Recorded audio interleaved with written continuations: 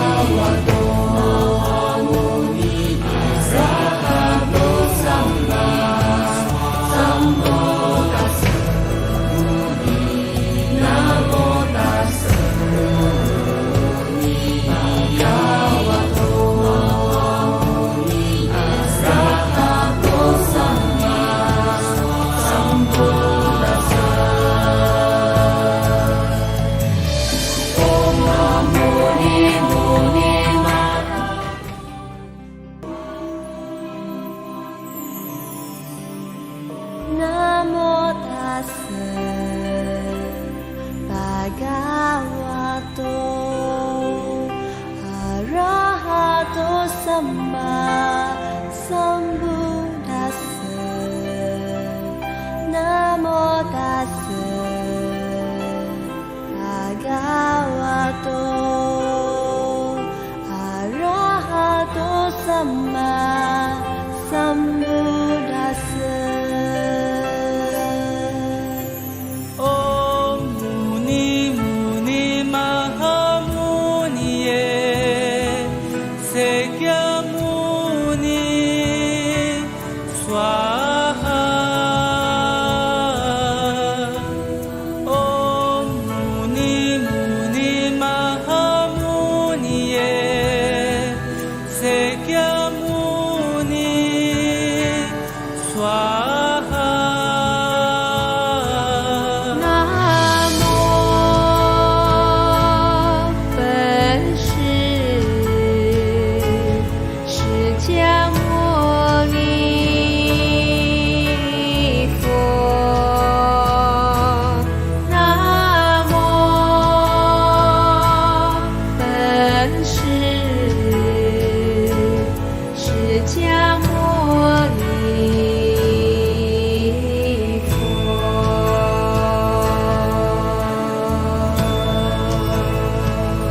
南无大慈大悲无量无边无尼萨哈多萨玛萨摩达斯牟尼。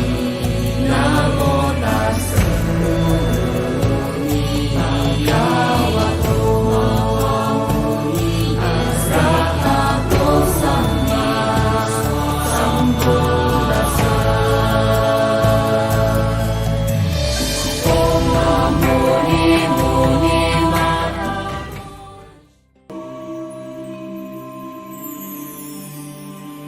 Namo Tassa Bhagavato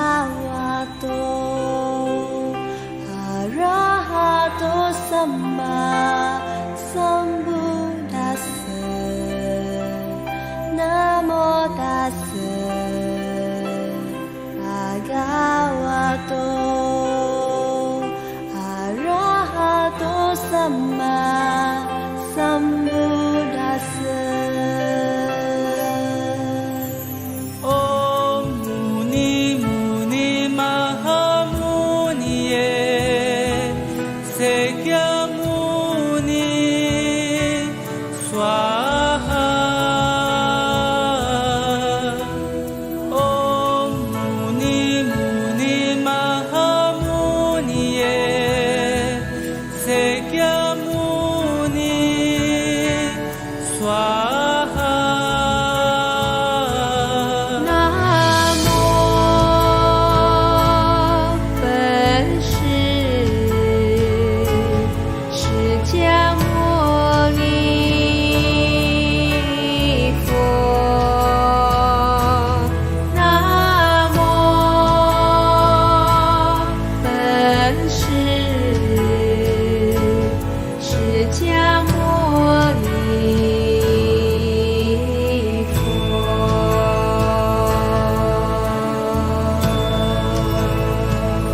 南无大慈大悲无量无边无尼萨哈多。 Malaysia and also from other parts of the world. So welcome today to our session. My name is Chihi and I will be the MC for tonight. Usually our audience is based in Malaysia, but because of our honor speaker for today, Venerable Geshe, I heard many of our friends are also joining us from overseas as well. So I'm tuning in currently from Kuala Lumpur, Malaysia, and I'd like to know, where's everybody from? Can you guys type in the chat box and interact with me so I can see where everyone's from? Oh, Malaysia. Xiu Chen, nice to meet you. Singapore, wow. KL, Singapore. Many friends from Southeast Asia, Singapore. So a very good evening to all of you. Okay. So once again, my name is Chihi, and just a simple introduction of myself. I'm currently studying traditional Chinese medicine at Xiamen University, Malaysia, and I'm also the president of the Buddhist Society at my university. And given a chance to be tonight's MC, let me start by introducing our honored speaker for today, Venerable Geshe. Dorji Damdul. Venerable Geshe Dorji Damdul is currently the director at Tibet House, New Delhi, Cultural Center of His Holiness the Dalai Lama. He obtained the Geshe Lharampa degree, his Ph.D, in 2002, and he's also appointed the official translator to the Dalai Lama since 2005. He has been serving as the interpreter for the Dalai Lama for so many years, and at the same time involved in doing many written translations of many Tibetan texts into English. Currently, he's writing 2 important books, one on journey into the paradox of the brain and mind, and the other, what constitutes the ultimate reality. He also gives regular lectures in the Tibet House and many other places like universities and institutes, and he also travels widely within India and abroad like Mumbai, USA, UK, and Singapore to teach about Buddhist philosophy, psychology, logic, and practice. And so that's a general introduction of our speaker. Now, before we formally begin, I'd like to start with my first impression of our speaker, Venerable Geshe. I've never attended or heard any of his lectures before, but because my role of MC today, I went to search him up on Google and listen to some of his videos. So I could immediately sense from one of his videos, I watch a few of them, that he's a very knowledgeable, vibrant, and wise person. And the strongest impression he left on me was in the talk he gave at one of the TED Talks at a university, in which he talked about how the internal and external factors contribute to this false reality. And I also learned about how I learned about the Dharma on causes and conditions before I heard this video. But the way he illustrated it with just a few simple examples is just so straightforward, clear-cut, and on point. So I highly recommend for everyone to watch his videos and watch his talks online. It's very beneficial. So today, we're very honored and blessed by Venerable Geshe's presence. He'll be sharing about Heart Sutra for ultimate mental health. Now, many of us Buddhists know about the Heart Sutra, but how many of us actually know that this sutra has a benefit for mental health? It's a very short scripture, but it summarizes many key values in Buddhism. I was taught to memorize this sutra myself in kindergarten back in Chinese when I was 4 years old, but I cannot say that I understand the sutra's true meaning today. So I'm very sure that many of us will learn something that's beneficial and practical for all of us. So as we listen to this talk today, if you have any questions, please write them down in the chat box, or if you're watching from any of our live channels, you can also type your questions there, and our team will compile the questions and send them to me, and I hope everybody asks them at the very end in our Q&A session. Now, let us all put our palms together as we welcome Venerable Geshe Dorji Damdul.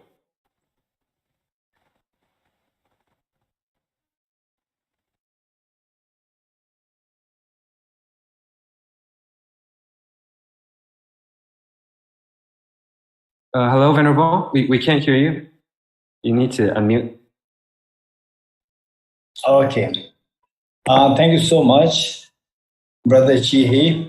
And it's always my great joy that Brother Casey Liu has been instrumental in introducing me to Malaysia.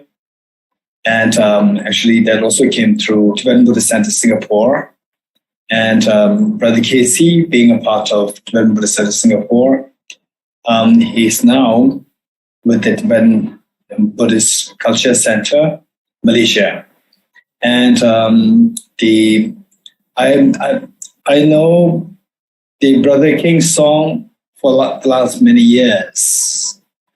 And so it is always very inspiring to meet with the young, dynamic, the Malaysian Buddhist, and just as I'm so inspired to see the dynamic Singaporean Buddhist. So today is the very important, the corresponding to a very important event, which is the celebration of the Vesak Day. And I came to learn that Malaysia, officially, the recognized the celebration of the Vesak Day as the national holiday. And this is what I learned from one of my great friends, Brother Peck, again from Malaysia. So first of all, let me heartily congratulate the Young Buddhist Association of Malaysia and Yayasan Area Buddhist Malaysia.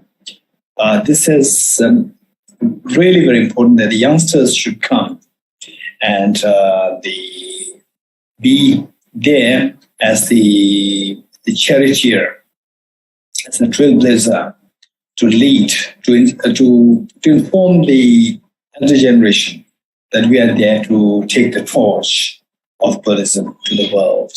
And so I really congratulate, first of all the Malaysians for you celebrating Vesak Day as a national holiday. This is a greatly significant thing in the world. We see the only few nations they recognize the Buddha's the birth, enlightenment, and Mahaparinirvana Day, all three on one day to be celebrated as a very important national holiday.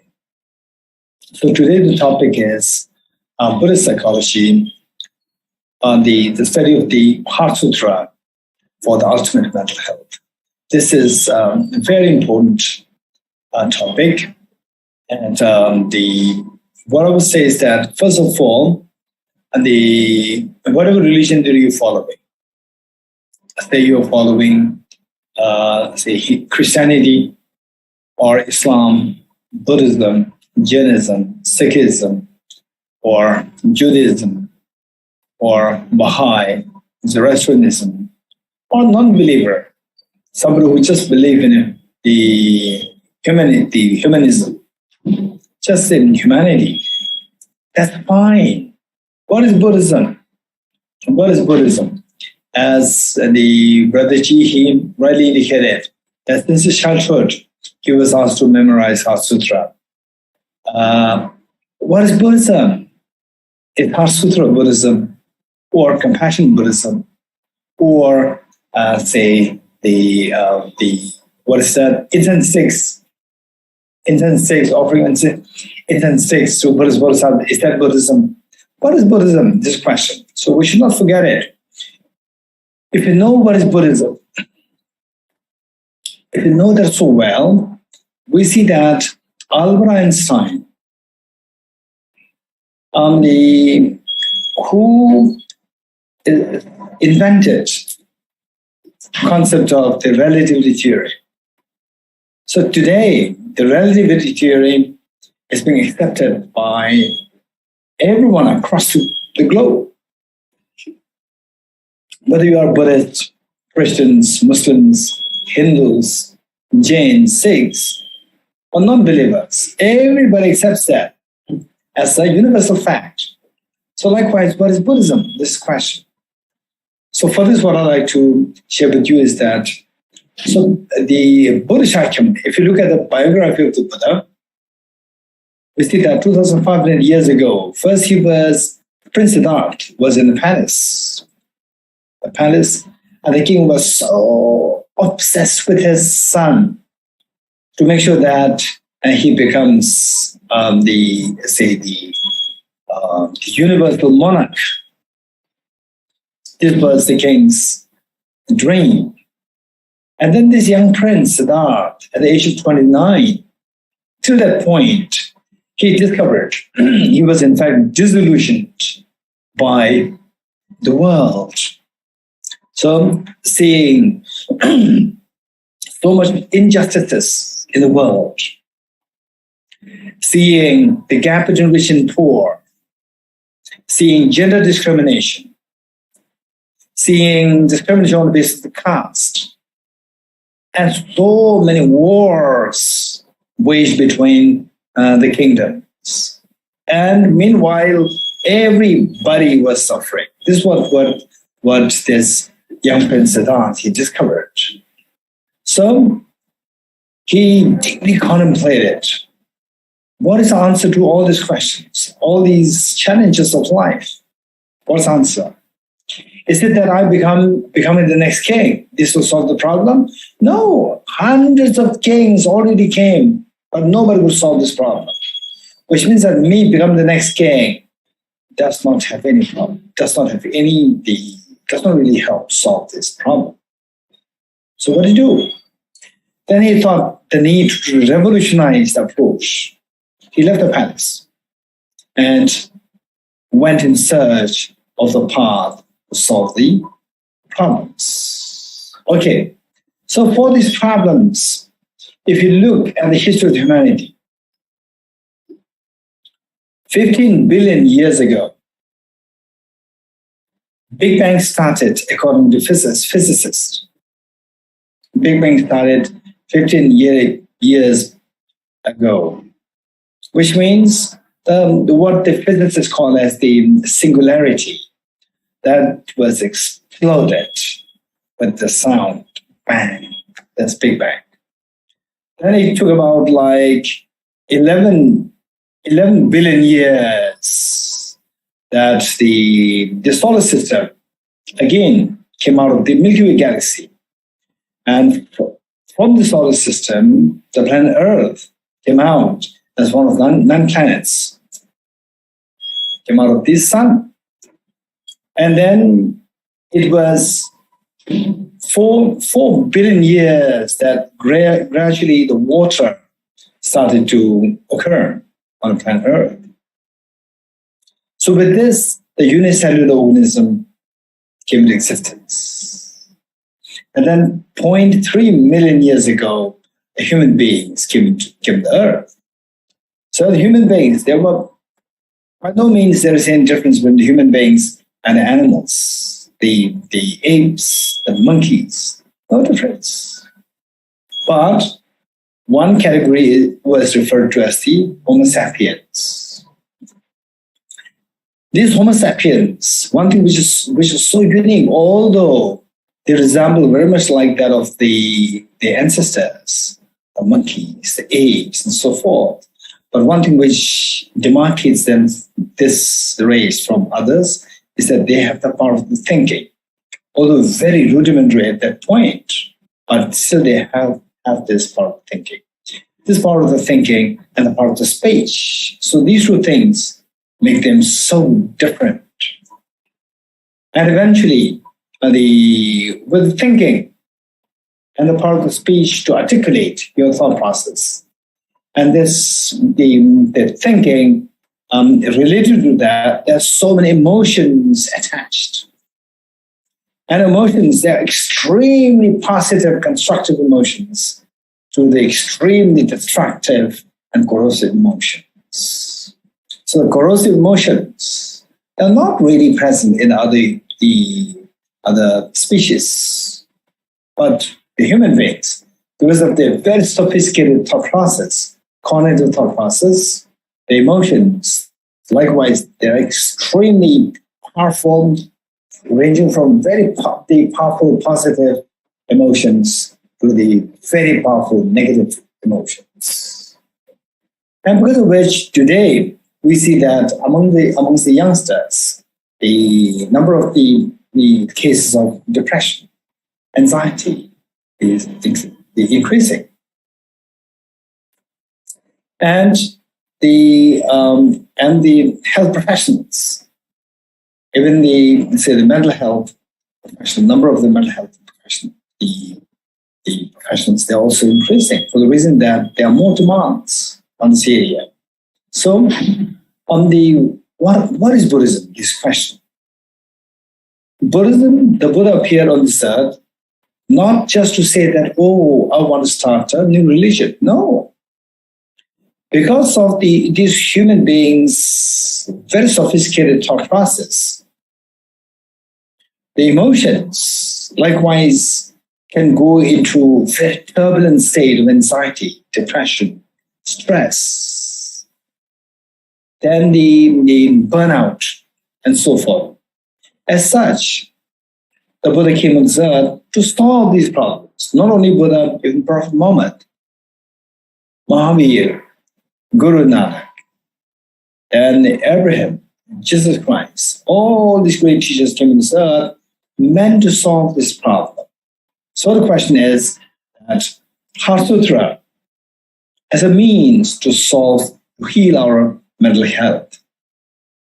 So, as the brother Chihi said that he memorized this Heart Sutra since childhood, but the point is, how do we see the relevance of this Heart Sutra with our Dharma practice or with our healing the emotions?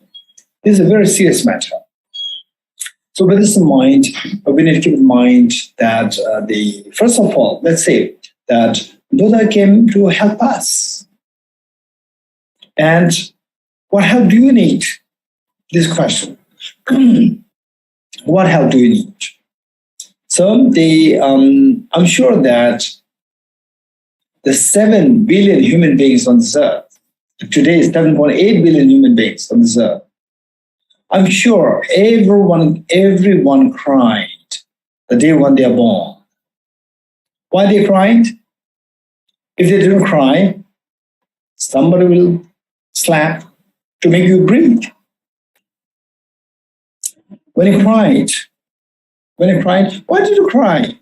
Just tell me, be very honest. You may not really remember when you cried, but you can conjecture why you cried. Do you think that you cried because that the other baby is not getting the milk? Or the other baby is feeling cold? No, I'm feeling cold. I'm hungry. I'm feeling cold. I'm suffering. So it is with this sentiment that you cried. So we are born with this desire not to suffer, desire to have the maximum, the happiness, desire that somebody picks you up and gives you what you want. So this is how we are born. So the question is that the Buddha appeared in this earth not to start a new religion, but to solve our problems. And what problems do we have? See, broadly speaking, twofold. One is to say that while I don't want the suffering, but I constantly have the suffering. How to get into the suffering? This is one problem. Number two, I want happiness, but I'm constantly deprived of the happiness. And number two is why I'm not getting the happiness that I'm seeking. How to get more happiness. These two problems. So, if you follow the Buddha, if you follow Prophet Muhammad, if you follow Jesus Christ, or Ram, or Guru Nanak, or Mahavir, or Zoroaster, or Baha'u'llah, or Albert Einstein, or let's say that Taoism, whatever you follow is fine. Finally, that should help you to remove the fears and to help you expand the circle of happiness. This is very important. Keeping this in mind, let me share with you what Albert Einstein said. And some of you may be wondering why he's constantly talking about Einstein. Because when I was in school, when I was graduating, before I joined the college, when I was in my high school, I was so keen on physics and mathematics. And in fact, when I was in school, my favorite subjects.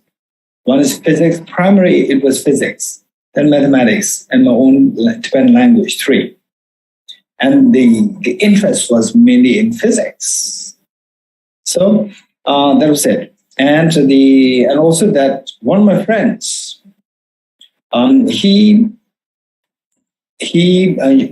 migrated to America.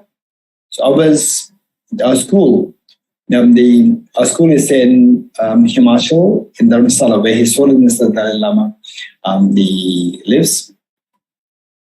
And my friend, he was migrating to America to join his family. And I was very young then, I must be 14 or 15. And my friend offered to send me something from America. So in those days, people, everything had to be, there was no email, nothing. It was very gross. Say you send an email, you send a mail, it takes 15 days to get there. And from there, the person reads it, again write it, again send it back. It takes another 15 days altogether to get it. A total like 1 month. So he asked me, what do I need from America? So I said, I need a big poster of Albert Einstein. And so it was like almost 30 years ago, and still I didn't get it from him. But later on, when I share the story with others, some people, they are very sympathetic, and they give me Albert Einstein's poster. Okay, so this is how I'm more connected with physics and primary physics. Okay, so what Albert Einstein said was that you'll be fascinated, say what the Buddha has to teach us with Heart Sutra, and what Einstein has to say. They're very similar. What Einstein said was that why we are trapped in this problem, human crisis, is because of our optical delusion. What is optical delusion? He describes. Optical delusion is our failure to see the humanity as one.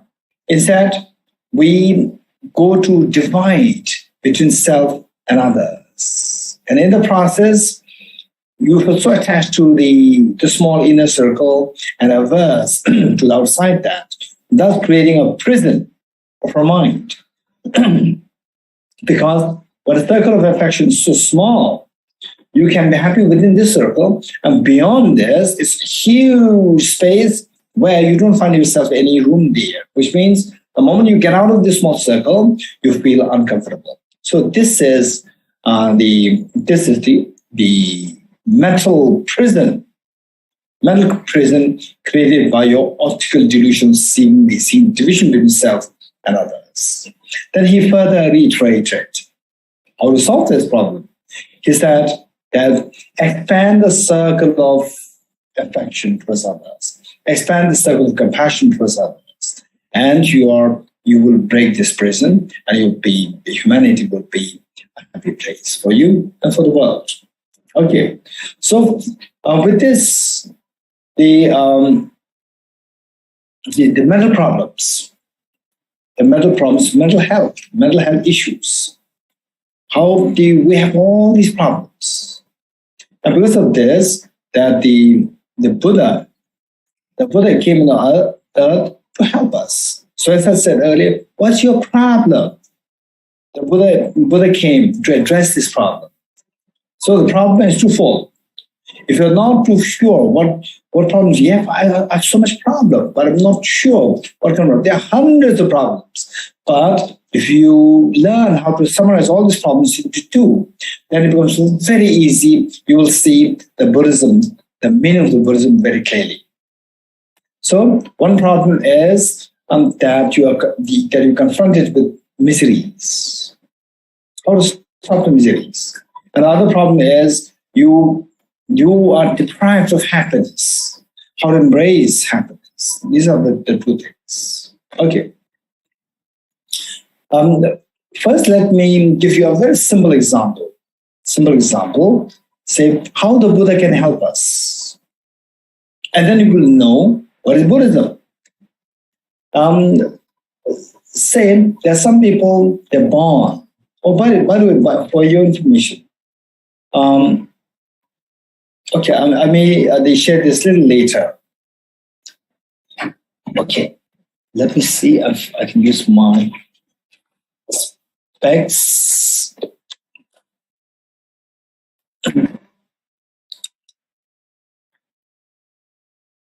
Okay.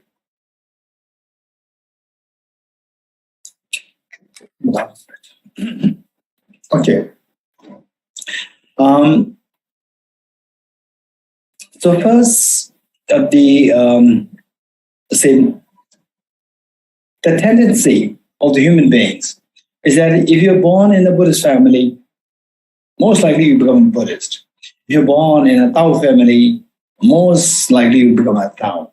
If you're born in a Muslim family, most likely you become a Muslim, except for some people. So this is the reality. But what is all these, say Buddhism, Islam, Taoism, Confucianism, Jainism, Hinduism, Christianity, Judaism, what are all these things? All these systems, let's not forget, all these systems are meant to give you fulfill these two aspirations. Let's not forget it. So with this in mind, and we have these two problems, and anybody who can render some, say, the advice to help you to remove these two problems, that becomes your path. So for that, we identify your problem so well. So what's your problem? Your problem, I said already, there are two. And what's the nature of these two problems? Let's explore. This is so important. So important. So that in fact, if you explore the nature of these two problems well, you may discover a treasure which you've never otherwise wondered in your life. You may be 30 today, you may be 20 today, you may be 40, 50, 60, 70. And today you may discover a greatest purpose of your life if you explore this so well. So what's the nature of this travel? Okay, let's say that the fear of the COVID, particularly 2020, the COVID first broke out in the world. There was so much of fear everywhere. And everyone had started to have a feeling of uncertain feeling. So life is so uncertain. Where should I go? There's no place for me to go as the safe haven. There's no place as a safe haven for me to go there. It's so uncertain everywhere. It's so scary, extreme unpleasant feeling coming on us. Okay. So this unpleasant feeling is the one which we don't want. You say you've got the family conflicts within the siblings over the properties, conflicts between you and your neighbors, with the parents and the children. Today, many of these cases are happening, parents and children, very unfortunate. So with all these problems, and then where your relationship with the family members so good. Then when you lose your family members, again the pain is so much, so deep, so excruciating, agonizing. So this is the case. Let's see that what's the nature of all these? What's the nature of all these problems? What's the nature of all these problems? This is the point. So from this, we come to explore this. Say, the two hands. You take out two hands. It's a very simple metaphor, and yet it perhaps can help to revolutionize your thinking to acquire a greater purpose of life. So two hands, and then you put them together. That's the sound of clap. So this sound of clap, no doubt, is because of the coming together of the two hands. So the sound of the clap is the metaphor for the miseries that we go through, the feeling of uncertainty due to COVID-19, feeling of the, corrosion because of your, conflicts in the family, feeling of the corrosion because of the friends outside, and so forth. So we see that this sound of the sound of the clap is the metaphor for all the problems. And the point is that to explore what is the cause of these problems, we need to explore what is the cause of the sound of the clap. Sound of the clap, no doubt, is because of these two hands. If you don't want the sound, either pull one hand or pull down both the hands. If you pull one hand, then look, no sound. Only one hand, no sound. So likewise, we see that all our miseries, they're all because of two factors: external factors and internal factors. And our job is to just see how to get rid of these two factors. If you succeed in any of these two, to remove any of the two factors, then the sound of misery stops. Your misery stops. Okay. So what do we do? we try our best to look for the two hands. What are the two hands? And of the two hands, one hand symbolizes the external factors, and the other hand symbolizes internal factors. For example, let's say that when I was young, somebody gives me chocolate. I'm very happy. And then the same person gives me one chocolate. I'm so happy. The same person gives two chocolates to my brother. Then I become so unhappy. So why am I unhappy? Because external factor that the person gave two chocolates to my brother and one to me, only one to me. So that makes me unhappy. That is external factor. What's the internal factor? That we have to explore. But we always blame outside external factor. Okay, just see. I'm sure every one of us has some problem. In one way or the other, we have some problem. And just be very honest. Just be very honest. And for all these problems, whatever you are faced with, say, do you point to the external factors or the internal factors? Be very honest. Be very honest to yourself. Say, for example, I'll say in Malaysia, so in the month of June, July, the humidity there, it's so suffocating here in Malaysia. It's so humid. It's so humid. We blame the external humidity. Oh, what is this? The government is not managing the COVID so well. So inefficient, the government. Okay. If there's no vaccine, that's a problem. Oh, why the government, they are not, let's say, they give the permission to the vaccines to come out soon. When the vaccine come, again, there's a problem. No, we don't want to have the vaccine because these are all controversies. So we see that, just be very honest to yourself and with whatever problems that you have. So what is the cause? Most likely, I would say that you point to the external factor. For example, here in Delhi, so Delhi is the worst place. It's too hot. The weather is too hot. And in the winter, it's the worst place. The weather is too cold. And on a normal place, Delhi is the worst place. The pollution is too high. We always blame outside. This is what happens. Be very honest. And don't feel shy to be honest. We tend to blame outside all the time, external factors. But the question is, by blaming external factors, your problem, does it become zero? Your problems, do they go away? If they go away, perfect. That is your path. Don't say that, oh, I'm a very mundane person. I'm a very worldly person. I'm not spiritual. No. By being worldly, if your problems become zero, that is your path. Don't go for anything else. Spirituality makes no sense. This is what my teacher said when I was 18, they graduated my high school. Then he was not my teacher, but then he became my teacher later on. I went there to just seek some advice from him. And he said that, Dorji, if you have no problem, you don't need Buddhism.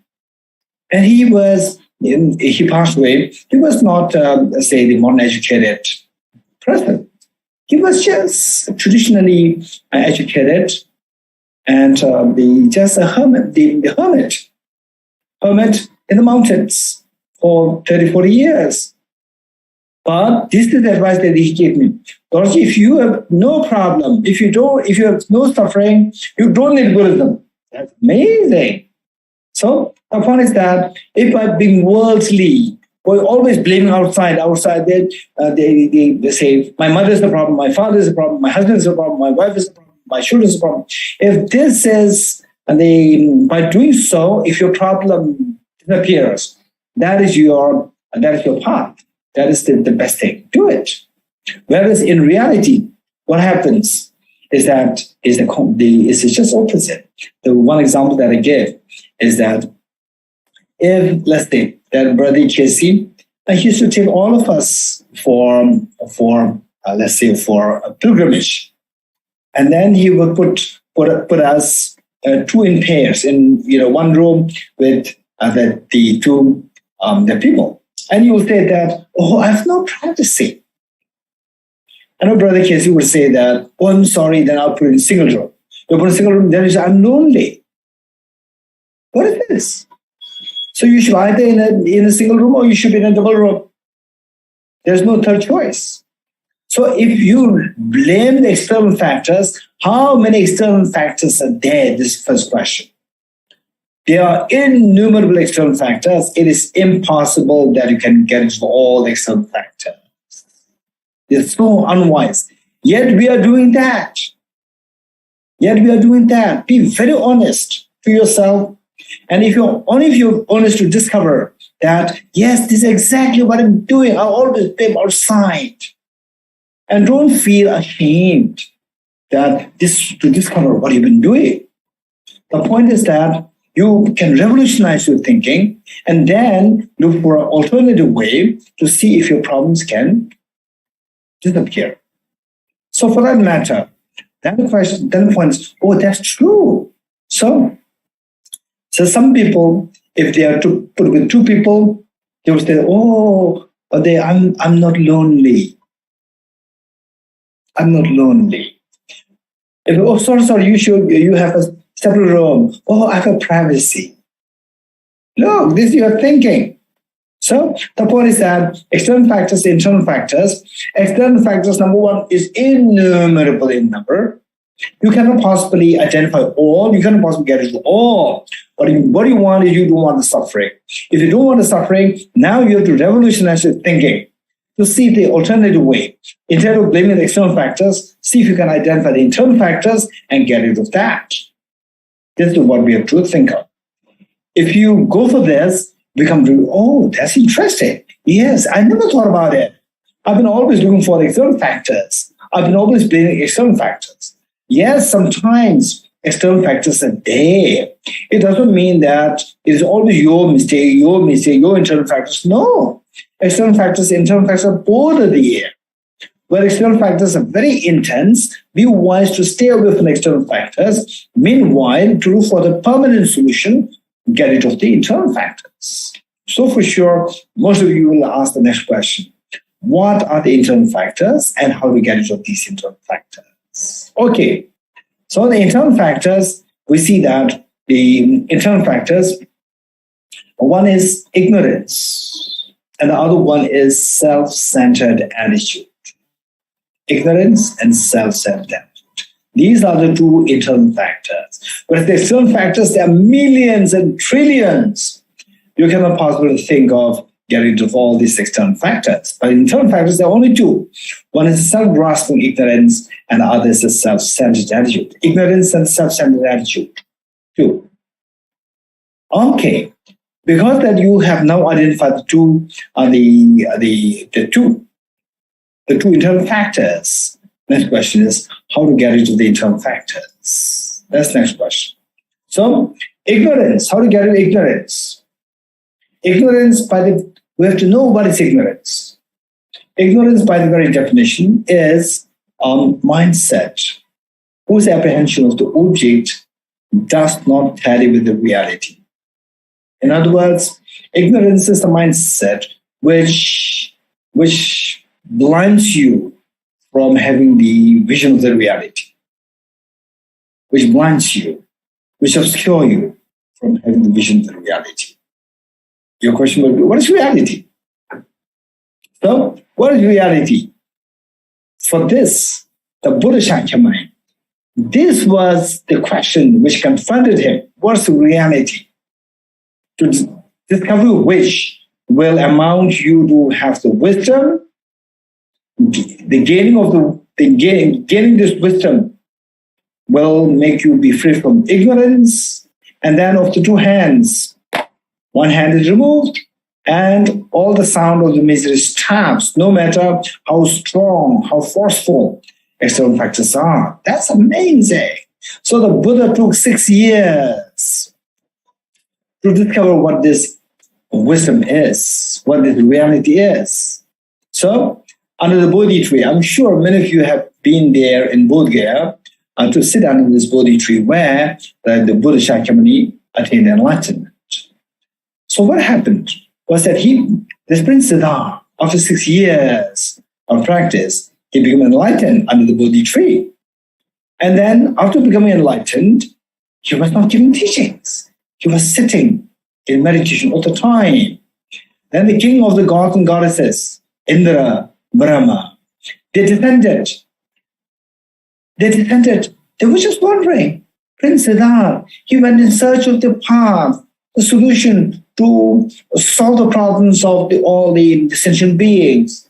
Now that he already gained enlightenment, he found the path, and he's not giving the teachings. What happened? So it should not be like this. We must go down to make request to the Buddha to give the teachings.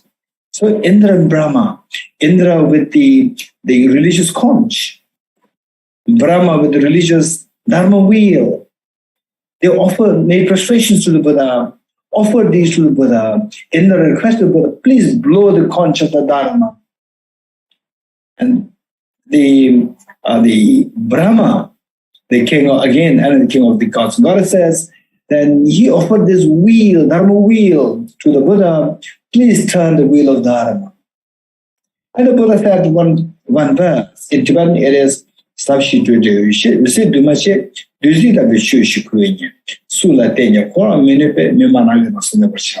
simply means that this path that I've discovered is so profound, it's so peaceful, it's devoid of elaboration.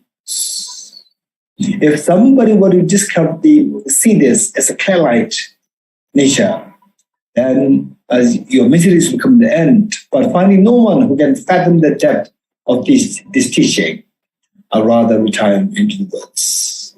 So this is what the Buddha said. Again, the King Indra and Brahma, they made more prostrations to the Buddha, and please turn the wheel of dharma. And finally, the Buddha headed towards Sarnath and started giving teachings. And then they followed by heading towards Rajgir and give the teaching on Heart Sutra to solve this problem. Okay, to help us discover what this reality is. So the mental health is all about your mental stress, anxiety, depression, and so forth. It's all because of the ignorance and the self-centered attitude. And of course, external factors are there. At the beginning, I request all the viewers not to blame yourself. No, now I come to learn that all my problems, stress, depression, are because of my ignorance and my self-centered attitude. It's my problem. Don't blame yourself. First, behave in whatever way that you do. Meanwhile, I suggest that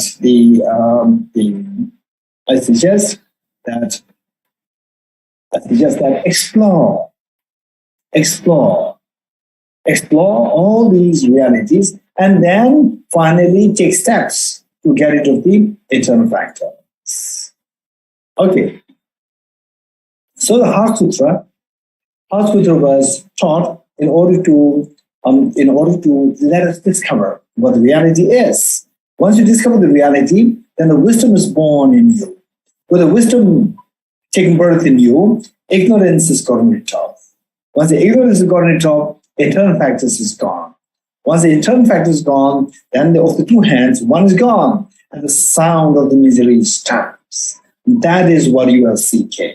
So this is this is how it works. So with this in mind, the Heart Sutra, of course, I don't say. I will just give you the summary, the summary of the Heart Sutra. And Heart Sutra actually began with the introduction of the framework, how this teaching came into being. That in Rajgir, in Rajgir, the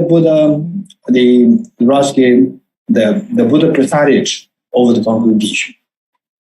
And the Shariputra was on one side, and Avalokiteshvara was on the other side. Then the Buddha went into deep samadhi, into the meditation on the ultimate reality, emptiness. And then the Shariputra, through the blessings of the Buddha, Shariputra was inspired to ask this question to Avalokiteshvara. And Shariputra stood up to ask this question, and they said, how should the child of the lineage practice the perfection of wisdom? So this was the question asked. So but this, what I would say is that with this background, to know the Heart Sutra, we need to know 3 points. 3 points, and 3 points summarized in the mantra. Yatha gade gade para gade para sambadi bodhiswaha. Let me say this again. If you really want to know what Heart Sutra is, the meaning of the Heart Sutra, we need to know 3 points, and then these are 3 points all summarized in the mantra. Yatha gade gade para sambadi bodhiswaha. Okay, so what are the 3 points? The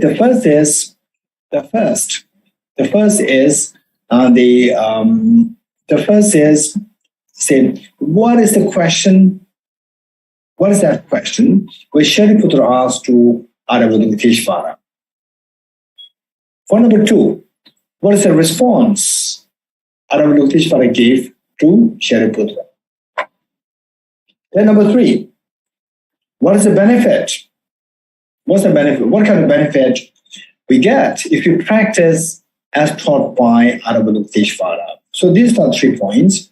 But once you know these 3 points well, then you know Heart Sutra perfectly well. And you know how to remove the internal factor. And you know how to build the wisdom of emptiness. Then you know how to get rid of the ignorance. Then you know how to stop the sound of the misery. And your ultimate goal. Okay. So in other words, that if somebody were to ask you, what is Buddhism? What is Buddhism? Now the answer becomes very clear, that a system which helps us to identify the internal factor of ignorance, particularly self-grasping ignorance as the root of our miseries, and the system to teach us the wisdom to get rid of this ignorance. That is Buddhism. That is Buddhism. Let me say this again. Buddhism is a system which helps us to identify the internal factor of the self-grasping ignorance and help us to eradicate this by inculcating the wisdom of emptiness, the wisdom. That system is Buddhism. Let us not forget this. This is so important. In other words, the Buddhism is a system. It's a system to help you logically, rationally, practically help us how to stop our misery. Okay, so for this, to get the ignorance, we have to have the wisdom. To know the wisdom, to generate the wisdom, we need to know what the wisdom is. Wisdom is a discerning mind whose apprehension of the reality tallies with the reality. Okay. Wisdom is a discerning mind whose apprehension of the object tallies with the reality. The next question is, what's the reality? So this is what we're going to learn from Heart Sutra. Okay. To know Heart Sutra, we need to know 3 points. The first point is, what is the question asked by Shariputra to Avalokiteshvara? Number 2, what is the response given by Avalokiteshvara to Shariputra? Number 3, what is the benefit we get? What kind of benefits that we get if we practice as indicated by Avalokiteshvara to Shariputra? The first point, what What is the question Sri Buddha asks our Teshvar? The response it is that the Sri Buddha asks, how should the child, how should the child of the lineage practice the perfection of wisdom? Because child of the lineage. Child of the lineage means lineage, this is the lineage of the Buddha. Lineage of the Buddha. Now we consider the lineage of the kings as very important. In the kingdoms, the lineage of the king is very important. But to be very honest, lineage of the king and the lineage of the Buddhas, lineage of the Buddha is far, far, far, far, far more important than the lineage of the king. And I can't be a lineage of the king, but I can be a lineage of the Buddhas. Each one of us, we may not be the lineage of the king, but we can become the lineage of the Buddhas. And let's not forget it. The lineage of Buddhas is the best of the lineages that possibly exist in this universe. Everyone has that capacity to become the holder of the lineage of the Buddhas. Let's not forget it. Whether you're a girl or a boy, it doesn't matter. Some shrines, in some temples, or in some, religious shrines of any religion, some, they forbid the girls. This is a discrimination. I would say this is discrimination. And we are all, the Buddha said there should be no discrimination against the gender, against caste, against anything. Everyone is equal. And why one group of the people should be forbidden from visiting some shrines? So one day, I was giving a public talk, and I said that in Buddhism there's no discrimination between males and females. It's just the same. And then at the end of the talk, one girl stood up and said, Geshe-la, in our place, in our local village, there is a shrine there where the girls are forbidden from going there. I said that, which is more important, the deity in the shrine or the Buddha? Buddha is the boss of all the deities. And in the Buddha shrine, everybody can go. And in the other shrines, if they forbid you from going there, don't go. Don't go. This is nothing. Buddha shrine is the most important shrine. And even the small donation that you may have to offer, even this you keep it to yourself and you can enjoy. You can offer to the Buddha shrine. So these are all indication of the backwardness, where discrimination is made on the basis of gender, on the caste, on the basis of the ethnicity, and so forth. These are all the indications of backwardness. So the Buddha taught the equality of the gender and so forth. So in other words, so why the Buddha is so emphatic with the equality of the gender is because that everybody has that seed of perfection. It's not that the boys have the seed of perfection, girls don't have. No, everybody has the seed of perfection. And everybody can become the full enlightened Buddha. As such, the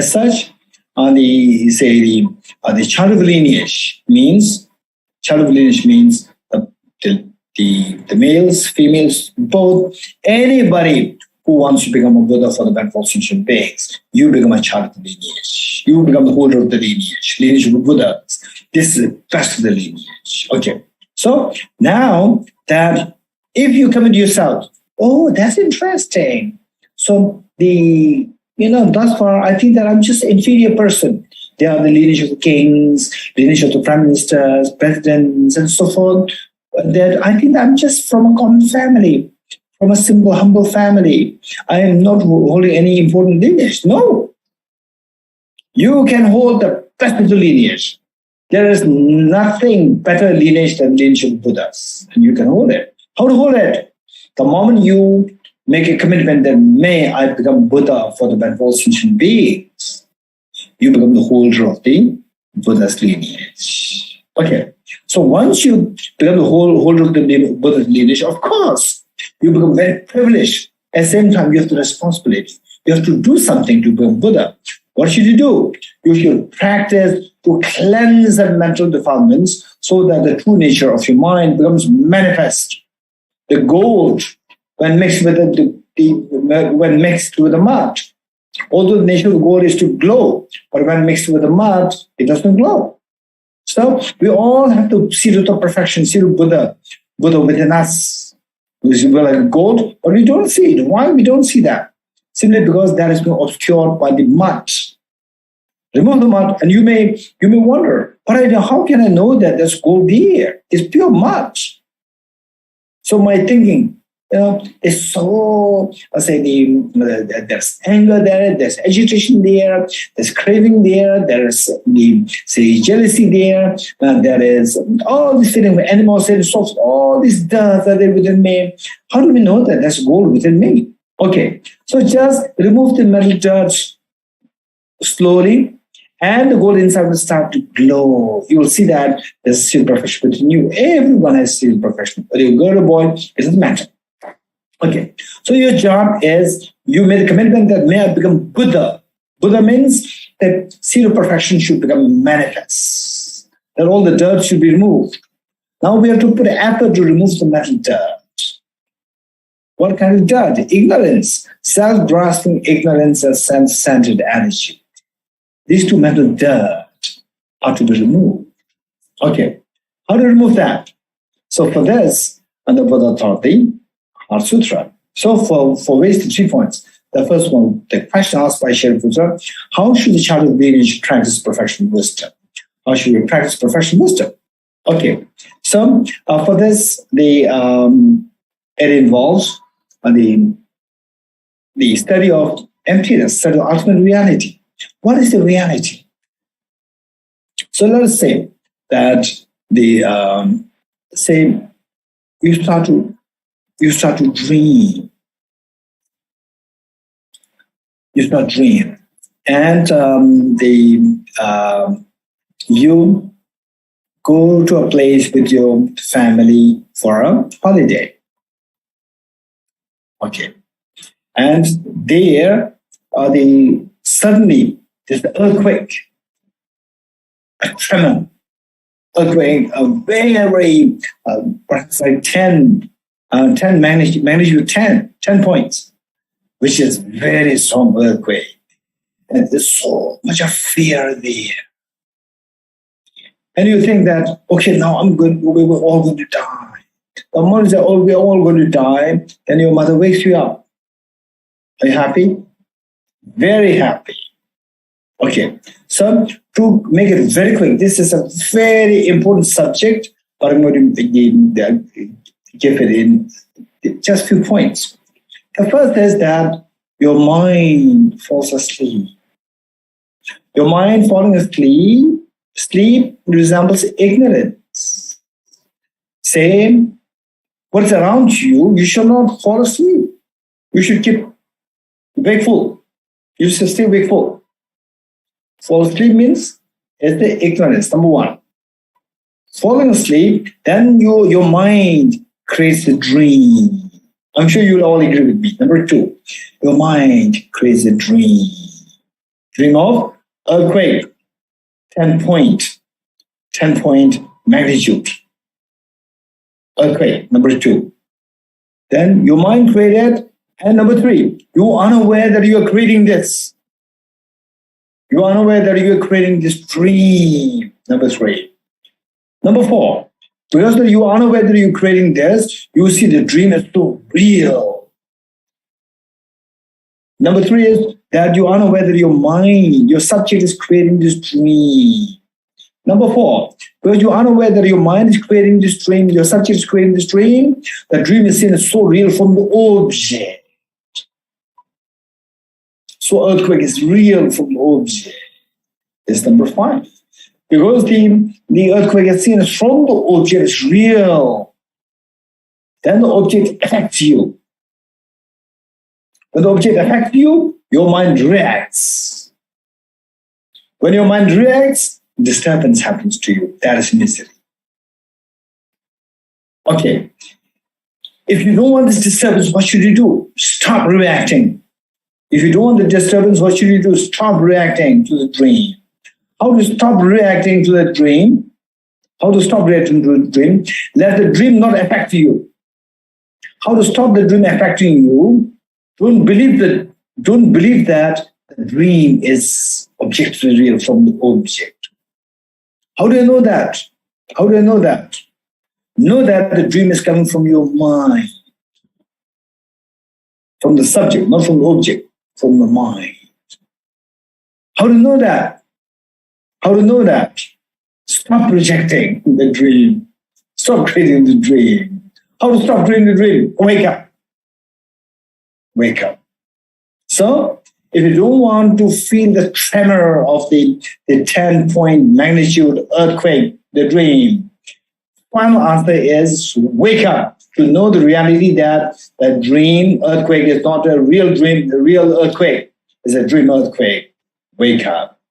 It's for this reason that the Buddha is revered. One of the epithets of the Buddha is the fully awakened one.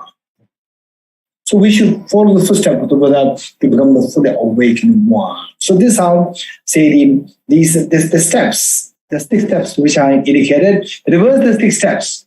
This is your path. This is Buddhism. This is your path of the ultimate happiness, ultimate fearlessness. This is the path. Okay. So when Shariputra asked this question, how should the child of the lineage practice the professional wisdom? Then Aravalokiteshvara responded, how to wake up from the sleep of ignorance. He gave a lengthy discourse on how the self, I, the person, is like dream, is all comes from the subject, not from the object. And how the 4 noble truths, they're all like dream. How the 12 links of dependent origination, they're all like dream. How the 6 objects that we interact with, they're all like dream. How the 6 senses through which we interact with the world, they're like dreams. How the 6 subjects which allows you to interact with the world, the 6 subjects, how they're like dream.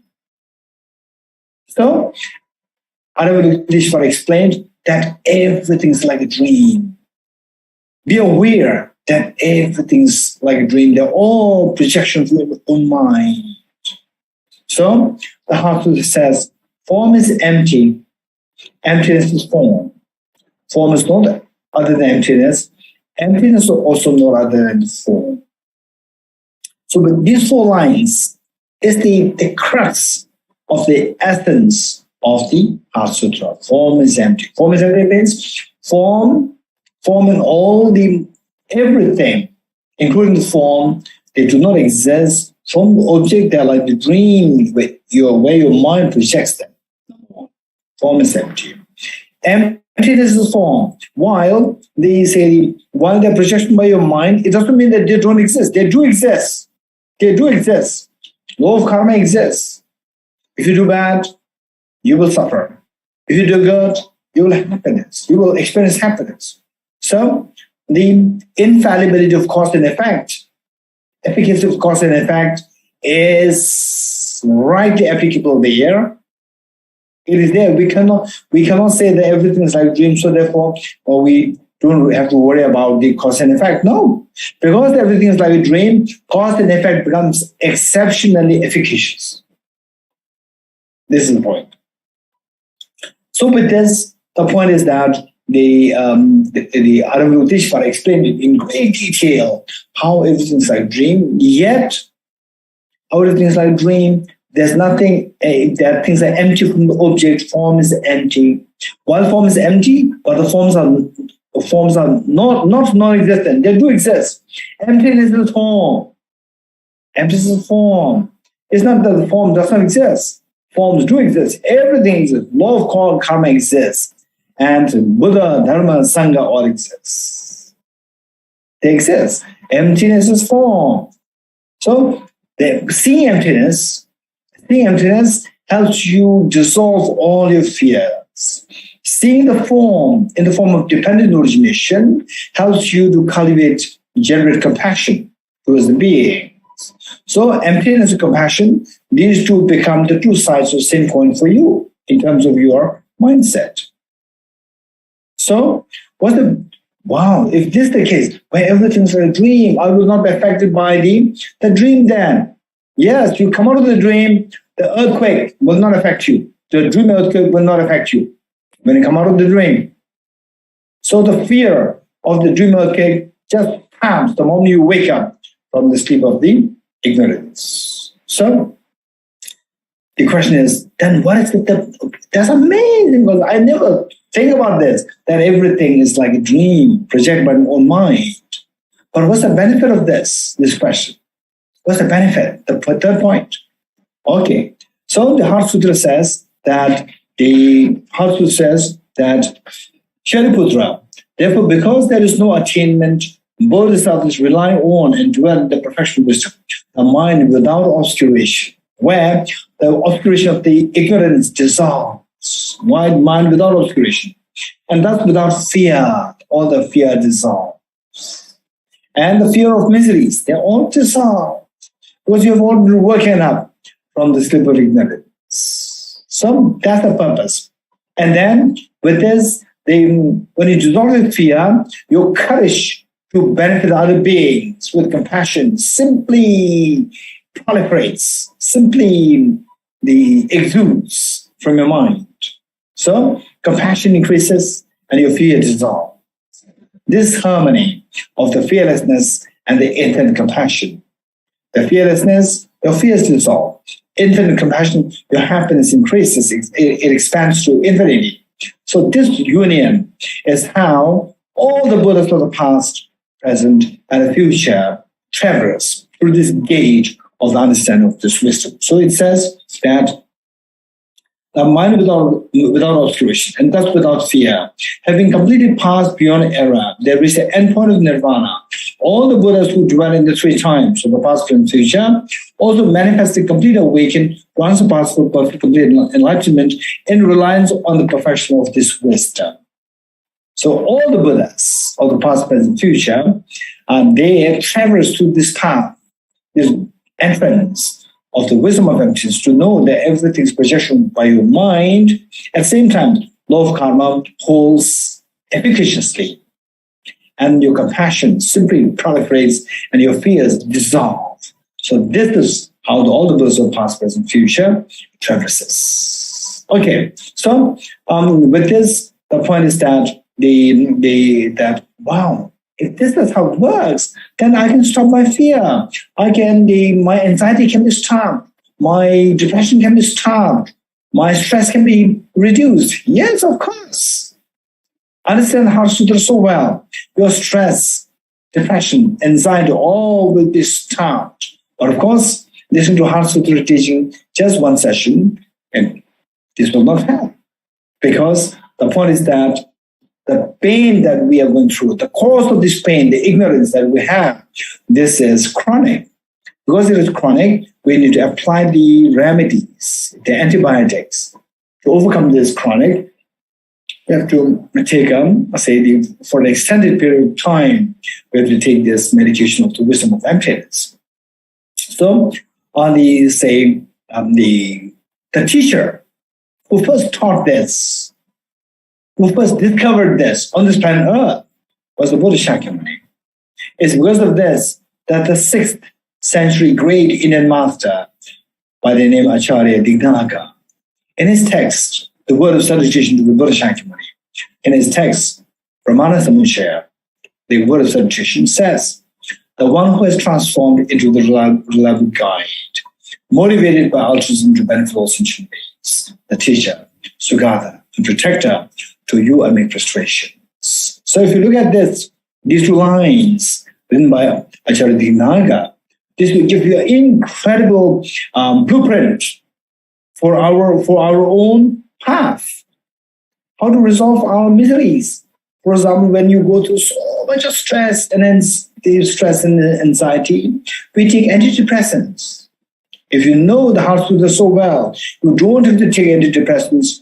Believe it or not, taking antidepressants will not only numb your stress, it will also numb your very positive thought process as well. But I would say that Heart Sutra is not like one pill. It requires us to dedicate invest the number of years in study and practice. Meanwhile, if somebody goes through very severe depression, I would say that yes, you have to resort to antidepressants. And meanwhile, keep looking for the therapy of the Heart Sutra. Heart Sutra therapy. Keep looking for this. Cultivate it yourself. Then eventually say bye-bye to the antidepressants. So this is, this is how it works. So Heart Sutra, the study of the Heart Sutra, reflection of Heart Sutra, and contemplating Heart Sutra, this is the best of the antidepressants to heal your mental health. So who taught this on this earth? By the Prince Siddhartha when he became a Buddha. So he became this enlightened being. He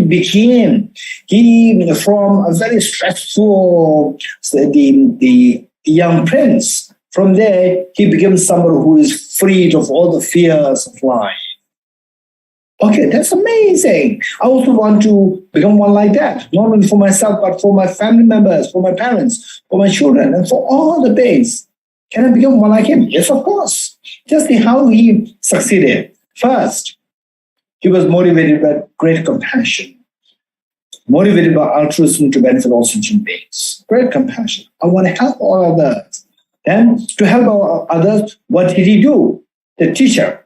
He sought the path which he was to teach all the beings. What is that path? The wisdom of emptiness.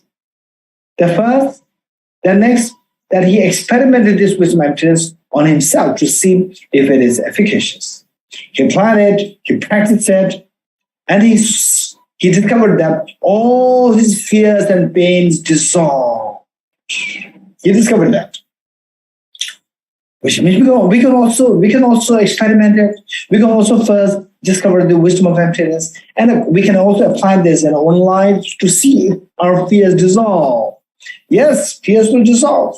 Once the fears dissolve, you become so confident through your own experience that your miseries can be made zero. So with this confidence, you go to help your children, you go to help your parents, you can go to help all the dear sentient beings to protect them. So the two lines, let me say this again. The one who is transformed into the reliable guide. So Prince Siddhartha, he became a reliable guide to lead all the beings from the state of misery to the state of ultimate happiness. How did he succeed that? Initially motivated by altruism. We can also do that. And with altruism, he went in search of the path. What path? The path of wisdom and emptiness, which is to teach you. So with this, the path that he discovered, he experimented on himself to see how efficacious that is. Yes, Sugata, the one who's gone to the bliss of the fearlessness. We can also do that. Once you have this bliss of the Sugata, where all your fears dissolve, you become very confident. No matter when you wake up, nothing in the dream can affect you anymore. Nothing in the dream can create fear anymore because you work it up fully.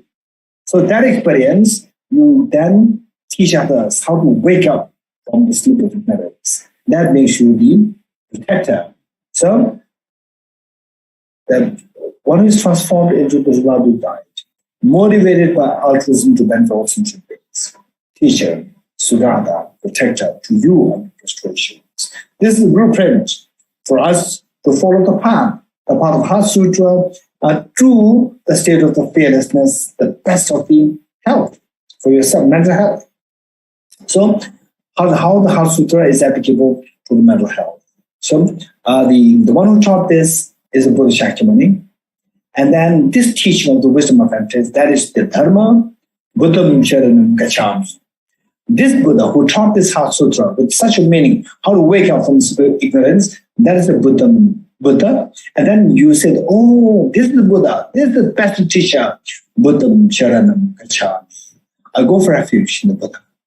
So why should I go for refuge to this the Buddha? Because he taught us the medicine to quell all our problems. Which medicine? The medicine of the wisdom of emptiness and the great compassion. Oh, these are the two medicines that I should practice. Dharmam Sharanam Gacchami. I go for refuge in the Dharma of the wisdom of emptiness and the Dharma of the compassion. Then, Sangam Sharanam Gacchami. I go for refuge in the Sangha. Sangha meaning the companion, spiritual companion, spiritual company, spiritual friends. Henceforth, I will not go with the wrong people who encourage me to go into the drinks, pubs, and so forth, into gambling and so forth. I will rather go with the good companions, who the companion and the having of which will make my mind become happier and happier, to see the emptiness more and more clearly, to let my compassion grow more, that I become more peaceful, that I'm more happy. That's the Sangam Sharanam Gacchami. Okay, thank you. Happy Vesak for all of you. Yeah. Oh, thank you so much, Venerable. Well, that was a lot of information. Like for me, myself, I took like 4 pages of notes. It was very informative and I learned a lot. Even there's some information that I learned from your previous videos, but from today's lecture, especially on the Heart Sutra, some of these information are still very new and I'm still trying to grasp them. But let's go with the questions first from the audience. All right. So the first question, Buddhism believes in mantra, but is mantra real? How would this be helpful to remove the sufferings from our lives?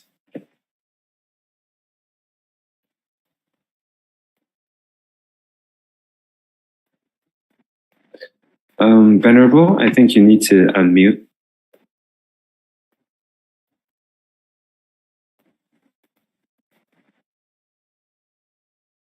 Hello?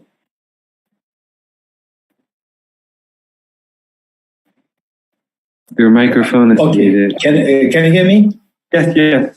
Okay, thank you. Okay, this question is very important. Buddhism believes in mantra, and how does the mantra help us to remove our problems and to have liberating happiness? This is a good question. Okay, say for the mantra, to make it very quick, I would say that the mantra has two effects. One is a rational effect, and the other is the unseen effect too. First one, also two which is more important. Rational effect is more important.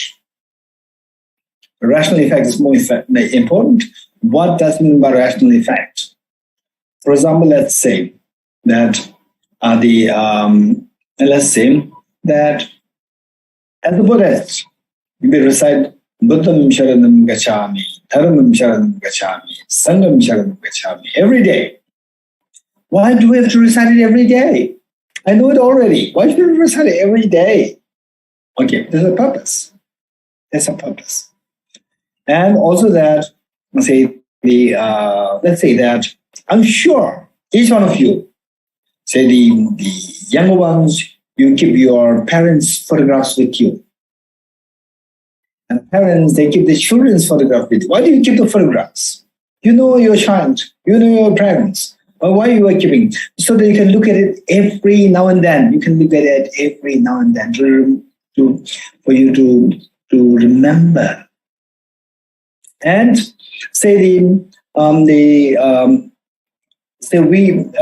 also in the schools we also have the timetable, and the timetable we attach it on the board. We attach on the board the timetable. Why do we put the timetable kept on the board? So people can remember. Okay, now it's time for mathematics class. Now it's not time for, let's say, physics class. Remember. So let's see the mantra. Okay, yeah. So in fact, thank you so much for somebody bringing this up. The Heart Sutra mantra. Tyatha gate gate para samgate. What is this mantra? Don't expect miracle. You recite this mantra and you become, say, I'm already 55 years old. I recite this mantra and then I become 20 years old. Don't expect that. I'm hungry, I recite the mantra and then the food comes to me. Don't expect that. And I recite the mantra 100,000 times, 200,000 times. Then I become a Nobel laureate in physics. Don't expect that. One time, I say just expecting the unseen effects like miracles. If you expect that, this is the delusional. This is delusional. Why I'm saying this is that once a friend of mine called me up early morning. And then she said, Geshe, I'm going to give up Buddhism. I said, okay, fine, you can give up Buddhism, but I say any reason. And she said that all these many years, for the last many years, I've been praying to Buddha, Buddha. Fine, but what were you praying? I'm praying that my sister get a good job. My sister get a good job. And then, okay, you become Buddhist because you want the sister to get a good job. If you want your sister to get a good job, don't become a Buddhist. Instead of becoming a Buddhist, tell your sister to study well, sit for the competitive exams, don't go to the nightclubs, don't go to the pubs. Instead of that, study well, prepare for exams well, crack the competitive exams, and get a decent job. Instead of saying about praying Buddha, Buddha will be very unhappy. If you're in dark, don't say, Buddha, please move the darkness. Just light a candle. If you're hungry, don't pray to Buddha. Buddha, I'm hungry. Go to kitchen. We should be very realistic. So what is mantra? Let me give you an example. Gade, gade, para, samgade, pada. So what is this one? Are these random words? These are not random words. They are full of meaning. What kind of meaning? Gade means go. Para gade, go beyond. Para sangade, go utterly beyond. Bodhiswa, establish your full awakening. Which means that don't remain lazy. Don't be lazy, go. Go from the state of suffering to the state of happiness, state of ignorance to the state of wisdom. Go. And you take the first step, don't stop there. Go. Take the second step. Gade. Then with that, still go beyond. Paragate. And what do you have? Let's say the medicine you got, you take it even more. Parasangade. And then finally establish your full awakening. That all your fears dissolve. So this is a rational significance, rational benefit. Meaning there's a reason here. With this, it reminds us that I should not remain lazy, just reminding mantra, expecting some miracles happening. Right? It is simply reminding me to work hard. If I want a benefit, I should work hard to earn this benefit. Go. Don't stay ignorant. Study more dharma. Don't follow blindly. Study more. Just open the eyes of the wisdom. Don't open the eyes of the ignorance. Open the eyes of the wisdom. Go beyond. Go utterly beyond and establish your full awakening. So this is a reminder for us. These mantras are a reminder. As you are reminded more and more, for example, say mathematical the formulas, likewise formulas of physics, chemistry, and so forth. You have to remember them, memorize them, repeat them, and then they will come to your mind. So this is how we have to repeat these mantras so that we will be so well reminded us that I should not remain lazy. I should work hard to practice to cultivate the wisdom, to cultivate compassion, and this is how I cross the ocean samsara by the two wings. One, the wing of the wisdom, and the other, the wing of the method wisdom. With these two wings, I should cross the ocean samsara. This is the meaning. So for that, we have to put effort. Look at all these great teachers. Buddha himself put effort. He did not just keep reminding, they recited mantras, expecting miracles. He looked for the path, the wisdom of emptiness. He discovered the wisdom and he practiced it for 6 years. Look at some of the statues of the Buddha, where he was just like the skeleton. These are all the message for us, not to just follow blindly, recite mantras, experience some miracles. It will not happen. Let's not wait for that. So this is known as the rational benefit, and logical benefit, number one. Then the unseen benefit. Yes, if your mind has these two qualities, of the wisdom and the compassion, and more intense the wisdom, more profound the wisdom, more intense the compassion. Then you recite the mantra, you will get the unseen benefits. Unseen benefits. Really, some people say, for example, there was one, the historian is Rinpoche, one of the former ones. That was 100 years ago. Once the capital city of Lhasa, the municipal, the committee, they feared that the nearby river will flood into the city. So the municipal committee members, they went to this. They looked for various ways to stop this flood. And of course, in those days, like 200 years, 100 years ago, in Tibet, we did not really have all these sophisticated, let's say, the technologies to stop the flood very effective. Even now, in America is one of the strongest country in the world pertaining to technology. Even they could not stop the tsunami and so forth. So, how can we expect that happen? And they try their best. Still, the flood is becoming worse. Finally, then they resort to some pujas, prayers, mantras. So nothing worked. And finally, they went to His Holiness Ganden Rinpoche at that point. And then there's His Holiness Ganden Rinpoche, who was head of the Gelug tradition then. So he said, I don't have the power to ward off the flood, to stop the flood. I don't have this power. And they requested, please, Venerable Sir, please do something to him. And then he said, okay, I'll go and see. I cannot do anything. He went there, escorted by the monks, and then he went to the bank of the river, and then he talked to the river. He said that if I am a bodhisattva, then the river, you should change the course of your flow. And the river automatically changed the course of the flow, and the Lhasa was protected from being flooded. So this is because this His Holiness Ganden Rinpoche, he had an incredible realization of the wisdom of emptiness and the incredible intensity of compassion. This combined together, these words of truth, this is the meaning, these mantras, when somebody with such a realization, when they utter the words of truth, then the effects will be felt depending on the karmic connection with the people there. So there's an unseen effect.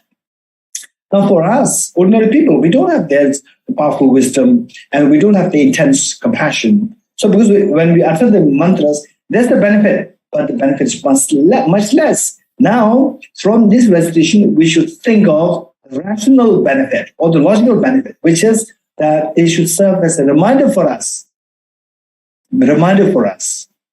that I should practice wisdom of emptiness. I should remove my mental stains. I should remove my anger. I should stop shouting at my mother. So all these things, I should stop. This is what we should be reminded of as we recite the mantras. For example, say the mantra, Om Mani Padme Hum. Om Mani Padme Hum is now people sing this everywhere. Do you know the meaning? If you don't know the meaning, look at the meaning. You will be fascinated. It's not just you recite mantra, some miracles happen. No, this is a reminder for us to again to practice the wisdom of emptiness and compassion. Om is to tell us to transform your body, special mind, ordinary body, special mind to the body, special Buddha. How to transform? Money is the jewel. Jewel symbolizes the bodhicitta, compassion. Money. Padma is the lotus. Lotus symbolizes wisdom of emptiness. Padma. Hum symbolizes the unity of the lotus and the money, the jewel. Unity of the wisdom and the compassion. We have to practice these two together. We have to practice. So even this mantra, Om Mani Padme Hum, Om Mani, just reciting, expecting some minutes happening, this is unwise. You start a mantra, it should make you more alert. That, I should practice saying money. That is it. the compassion. I should practice lotus, Padma, that is the wisdom. I should practice these two in unison so that I can remove my mental defilements and the seed of perfection, the Buddha nature within me become manifest, that I become a fearless person, that my happiness become infinite, and I can share this to all my dear sentient beings. So, given that this mantra recitations, there are two purposes. One is benefits. One is the logical benefit, and the other is unseen benefit. And the logical benefit, for ordinary people, we have to depend on the logical benefit. Don't expect the unseen benefit. Unseen benefit can be expected by the people who have high realization of compassion and of wisdom and peace. Each one of us can reach that level, provided we rely on the first benefit more. Thank you. Thank you so much, Venerable Geshe. Okay, now I'll move on to the next question, which is, how can I be ready with the fact that my loved ones will leave me one day? And is there a few simple tips that I can follow and put in practice in daily life? Okay. Yes, I fully agree with whoever asked this question. Yes, this is one thing which when I was young, meaning when I was 10, 11, 12 years. I lost, by the way, just for information, I lost my mother when I was just 5 years old. And then I only had my father in this world as somebody who I loved the most. And my father, when I was just about like 10, 11, 12, my fear was what happened to me if I lose my father one day. And then I already lost my father in my 30s. Okay. So yes, this is what's bound to happen. We should be prepared.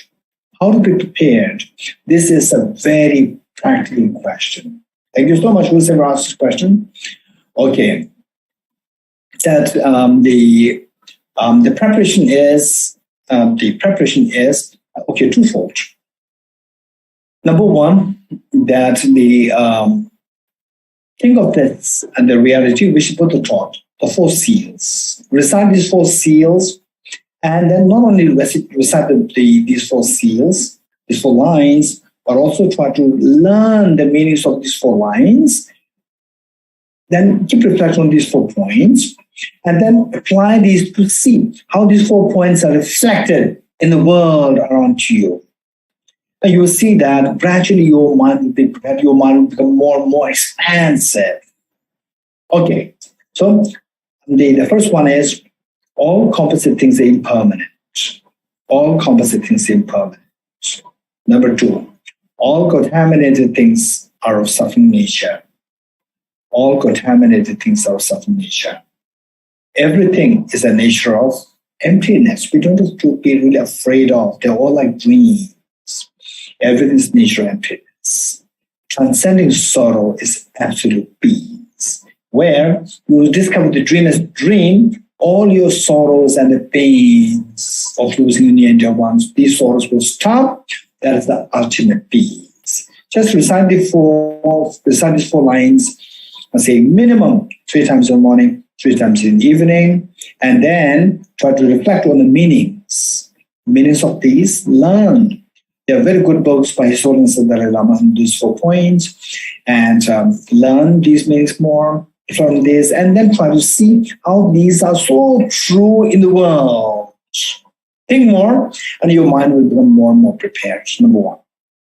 Number 2, the second point that for us to reflect on is that don't be like a child, be like the parents. Don't be like a child, be like the parents. Meaning that, what's the difference between child and parents? They say when you are a very young child, age 4, 5, 6, 7, you don't want to be separate from your parents. You don't want to go to school because you miss your parents. Particularly for a boarding school, you miss your parents. But the parents also miss you. But the parents, seeing the far distance, this long distance in the future, the parents somehow make you go to school, although the parents, they say, do miss you. Still, they make you to go to school because they will see the longer future for your own benefit. Likewise, our life is not only this life. So if I give you 2 choices, one, that that you are so good to each other, your loved ones, and so forth in this life, and then in the future, the next life, you forget, or you're being very close to them in this life, and also very close to the next life. Not only close, but you're able to benefit others in the next life, next life, and then ultimately to enlightenment. If these two choices are given, wise people, most of the people will surely go for the second. That not just being very close together always, but close. The purpose of being close is to benefit each other. Benefit not only because our family is just not only one life. There are innumerable lives in the future. Innumerable lives till Buddhahood. Even after Buddhahood, your life will continue.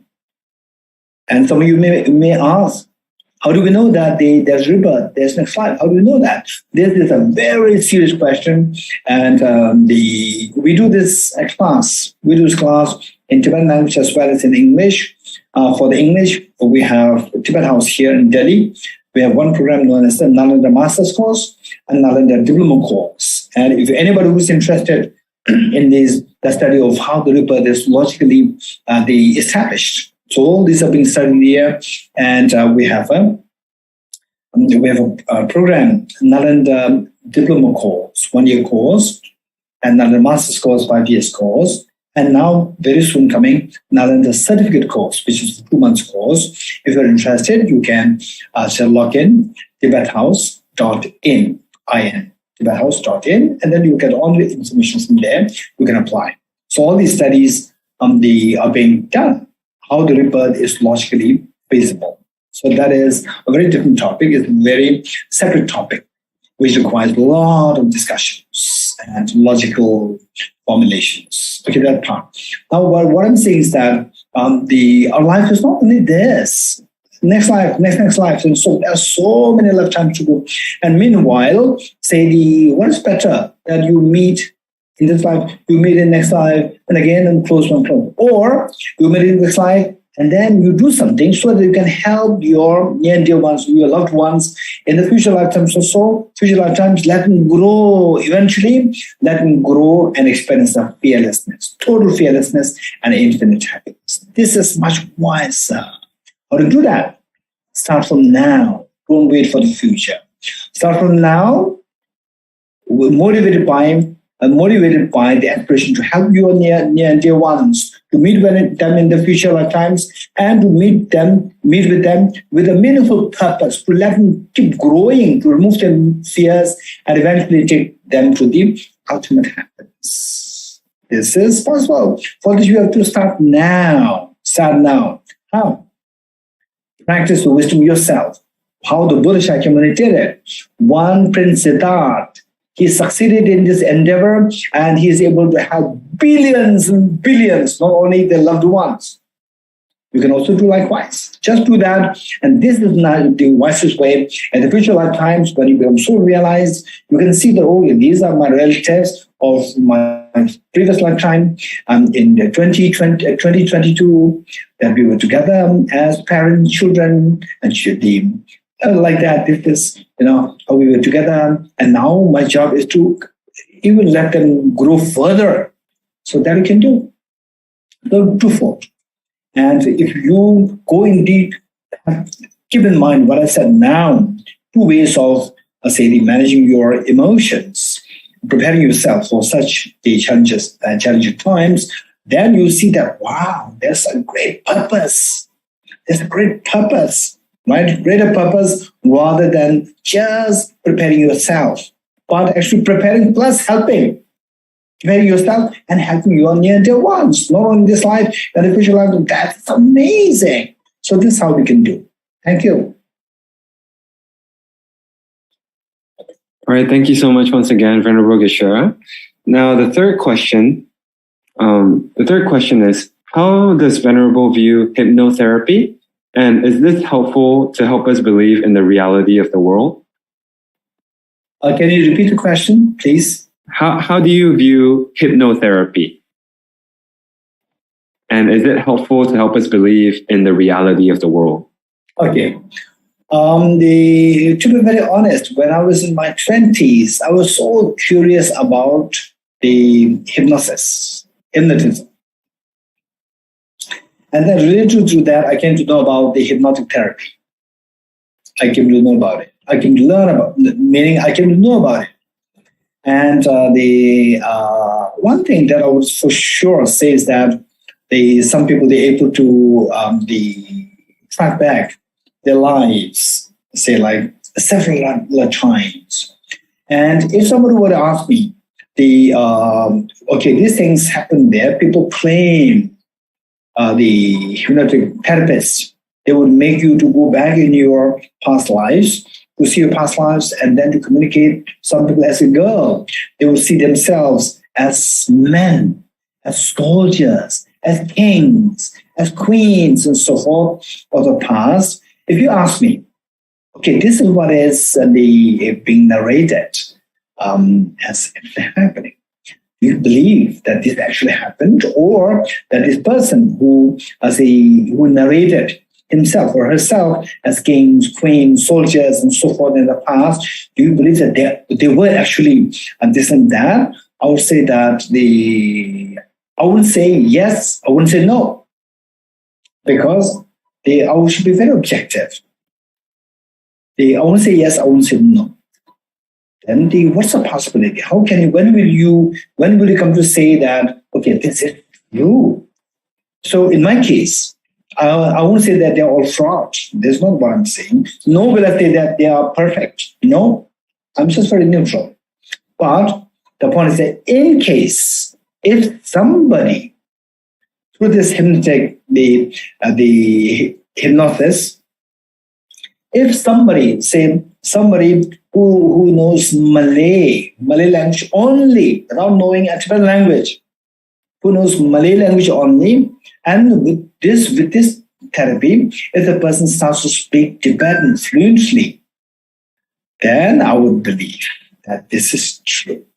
Because this person, by no means brain-wise, gene-wise, genetically speaking, this person we can't really say that this person is connected to as a Tibetan. Most likely not. But somebody speaking Tibetan so fluently, and particularly today's Tibetan and the past Tibetan, there's a change. And if the person speak the old-time Tibetan, that is, I would 100% believe, even if the scientists would say that, no, this is something, so whatever is, I would say that this is true. As of now, I never met such a person. I did hear of, okay, somebody speak a very different language and so forth, but how accurate they are, how true they are, this is still a question to me. So from my point, thus far, what I would say is that I'm neutral. I cannot say yes, I cannot say no. But practically speaking, what is bad is be kind, stop shouting at your mother. That will 100% help you, help the world. You become a better person. Increase your intelligence, learning physics, learning emptiness, 100% it will help you to become a smarter person. More compassionate, smarter, you can help your family, you can help the world. That's 100% sure. That I'm 100% sure. That you do it, you don't have to have a blind faith in this. Thank you. Thank you so much, Venerable, for your wise answer. Now, one question, my personal question. So, how do I know if I'm awake? And will I still feel pain or emotions after being awake? Okay, this is a good question. Awake metaphorically or awake in a real sense? This is my question. Metaphorically? Enlightenment, basically. Oh, okay, good. Okay. This is a good question. So basically, let's say that if I ask you, Brother Chihi, are you in Malaysia? You will say yes. Don't become a philosopher. Be a normal person. Are you in Malaysia? Are you the MC now? You say yes. 100%. Are you sure? 100%. You say yes. 100% sure. This is the meaning of you being aware of your being awakened. Likewise, so this realization that you have is I cannot really say that you are not a Buddha. With respect to me, I cannot judge anybody. We never know. But in case if you are not Buddha, if you're as a young boy, say starting a career, the way I'm seeing now, which means that that you, as your intelligence, with this whatever intelligence that you have the capacity to know that you are awakened to some extent. That I am not a dull person, that I'm not in a mental hospital, that I'm an MC. People trust me that I'm an MC, that I'm not in a hospital. This you're totally aware of. You know that fully. So with this amount of intelligence. Now, becoming awakened in terms of enlightenment, your intelligence even becomes subtler and broader. So which means that from this reasoning, we see that if with the X amount of intelligence, you are 100% sure that you are MC, you are in Malaysia, then with X into innumerable times, X multiplied by innumerable times of intelligence, your awareness that you awaken will be even more. This is how I can conjecture, I can infer. Thank you. Thank you so much for Venerable Geshe. Now, one last question before we move on to the announcement. So this question is, must I understand the real meaning of mantra before reciting them? And can I just recite them without clear understanding of the meaning behind them? But if so, how would this be a factor of final awakening? Okay. Good question. Thank you. Okay. Say, 13 years ago, I had tuberculosis. I was diagnosed with tuberculosis. And with the tuberculosis, then I was given these three medicines: rifampicin, ethambutol, aconiazid. And I did not know how they work, how these medicines work to remove my tuberculosis. I didn't know. I just believed in the doctor. I took them. And luckily, since the doctor, this medicine was actually used by so many people in the past. I know many of my the friends of the past, they also took the medicine and they were helped. I did not know the mechanism, but I just followed blindly and it helped me. Perfect. Likewise, even though we may not know the meaning of the mantras, it's always better to recite mantras than not knowing not recite mantras at all. If I were to say that, how do you know that these medicines will help me? You have to prove me. If I wait till I know how these medicines work to remove my tuberculosis, by now I would have been dead. Because to know this, I should become a very refined, the pharmacist. Not only a pharmacy in general who can give you medicines, who really works behind as a main engineer, as a main, the brain behind creating these medicines. Researchers, bright researchers, to reach to that level, I should spend minimum 10, 20, 30 years. So till 10, 20, 30 years, I will not take the medicines. I will die before that. So therefore, this is unwise. So instead of not reciting mantras, it's always better to recite mantras, even though the meanings are not reflected. And how the mantras are, say for example, the very brilliant from how I took the medicines and how I reap the benefit. Because these medicines were being taken by the previous people, so many people, and they were benefited. I could see that. So I took it, I benefited. Likewise, you see that there's all these enlightened beings, so extremely intelligent like today, His Holiness the Dalai Lama, who converses with the neuroscientists, who converses with the quantum physicists. And he also does the mantra recitation. He's so intelligent. He would not believe in blind faith. And yet, he does, wow, okay, this is like somebody who took the medicines and who was cured. And so I also do that. Even though you may not know the meaning, you do it, it will benefit. But if you know the meaning, that benefit multiply 100 million times. Thank you. All right. Thank you so much once again, Venerable Geshe. Okay, so before moving on to the announcement, I'd like to once again thank Venerable Geshe for your time today and for your fruitful sharing. I think it's very meaningful and beneficial to all of us, especially myself. I've benefited a lot from this whole session, and I've understood that, wow, like I can see that you're clearly somebody who has taken the medicine and you've tried the medicine and it has really helped you. And I believe that it can help many of us here today as well as many people who aren't here. So so if you guys are interested in today's session, make sure to share the video from the live sessions, from the live channels to your friends so they can benefit from this session and take the medicine as well. Now, next up is an announcement. Can the team help share the PowerPoint?